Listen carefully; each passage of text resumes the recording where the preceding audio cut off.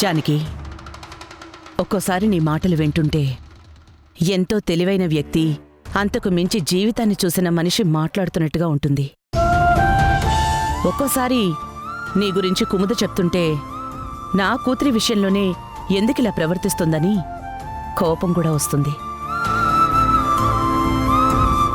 కాని ఏది ఏమైనా నీ వల్ల మా భూమిలో మార్పొచ్చింది. తను ఈ ఊరొచ్చినప్పుడు కదిలే ఆకును చూసినా భయపడేది.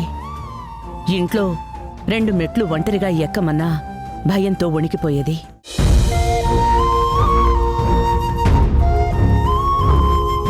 అలాంటి భూమి ఈరోజు వంటలు నేర్చుకుంది, ధైర్యంగా అందరితో మాట్లాడుతోంది. ఈ మార్పుకు కారణం నువ్వే